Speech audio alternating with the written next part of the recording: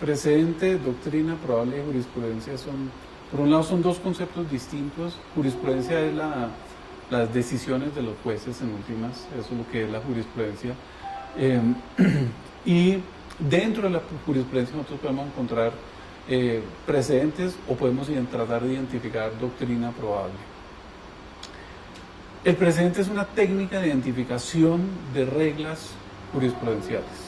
Y así es como se ha entendido más o menos, no es un concepto absoluto, pero la jurisprudencia de la Corte Constitucional plantea que el precedente es una regla jurídica que ha sido utilizada para resolver un caso previo y es una regla construida judicialmente.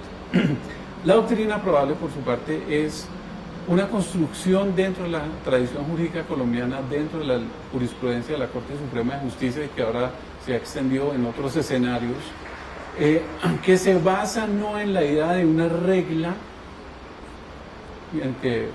judicial, en tanto que la regla judicial sería obligatoria por razones de igualdad, sino una tesis que se ha manejado y que probablemente se utilizaría en otro escenario judicial similar. Eso es, digamos, en eso consisten las diferencias, es básicamente que el precedente se ha construido en torno a la existencia de reglas en casos previos que se aplican al caso siguiente, y la doctrina probable está construida en torno a una concepción donde no se distingue entre la regla de la decisión y los argumentos de la decisión, sino como una aproximación teórica a cómo se podría solucionar ese tipo de casos en casos previos. Y pues la doctrina probable en Colombia ha implicado que se dan al menos 3 casos seguidos de la misma línea para que eso sea la tendencia razonable de esperar frente a la actuación judicial. Ahora, si uno piensa en las diferencias entre uno y otro, la principal diferencia es que hay tesis que consideran que los precedentes son obligatorios, mientras que la doctrina probable pues es una probable línea de jurisprudencia. El precedente sería obligatorio en la medida en que es una regla y por razones de igualdad habría que aplicarla, mientras que la doctrina probable se refiere es a una tesis jurisprudencial que se ha planteado antes y que eventualmente se volvería a establecer o utilizar en un caso.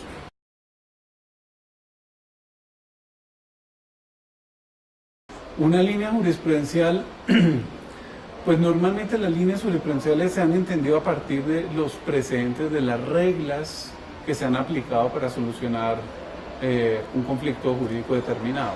Entonces, ¿cómo ha variado la posición del juez frente a este tema? También se puede hacer frente a la doctrina probable. ¿Cómo varía la posición del juez o determinado juez, digamos la Corte Suprema de Justicia o el Consejo de Estado, frente a una materia? ¿Cuál ha sido su tesis a lo largo del tiempo?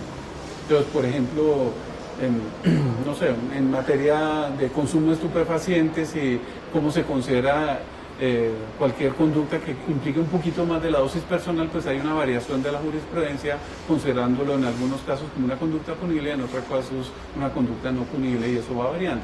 Esto va mostrando la evolución de la jurisprudencia.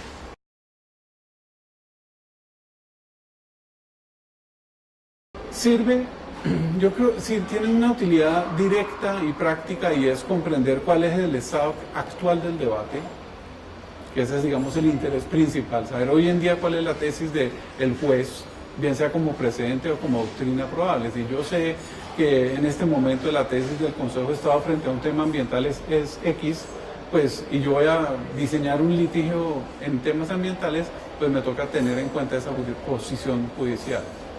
Pero también tiene un interés histórico de comprender por qué ciertas decisiones se tomaron en un momento determinado, y si eventualmente eso tiene efectos jurídicos actuales, pues se puede comprender qué fue lo que pasó. Y eventualmente un litigio que involucre el por qué se tomaron ciertas decisiones podría estar amparado en esa jurisprudencia, en el conocimiento de cuál fue la tesis vigente en cierta época.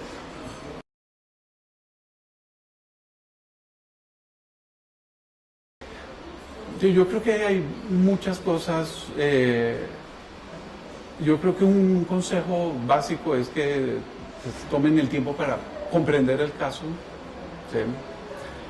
Creo que hay muchos temas en los cuales les toca actualizarse jurisprudencialmente, que es un tema importantísimo, la jurisprudencia del Consejo de Estado, de la Corte Suprema, y bueno, de la Corte Suprema de Justicia están cambiando muchísimo y además se están introduciendo nuevos elementos por vía de arbitramiento y abogados del Estado terminan metidos en esos temas, entonces quizás tengan que explorar esos nuevos mundos.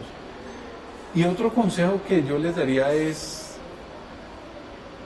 que traten de salirse del formalismo jurídico. Yo creo que muchas veces el Estado pierde o le cuesta defenderse, no porque los abogados sean ineptos o incapaces, sino que se han quedado con una concepción del derecho que en muchos casos ha evolucionado y no saben cómo plantear nuevas alternativas de solución. Y esto es también un problema de creatividad. Yo creo que ahí hace falta un poquito, claro, quizás falta también apoyo del mismo Estado de darles a las oportunidades y herramientas para que conozcan esas nuevas cosas, pero sobre todo es una actitud de estar dispuestos a abrirse a nuevas tendencias del derecho que les permitan ver nuevos problemas y enfocarlos de una manera distinta.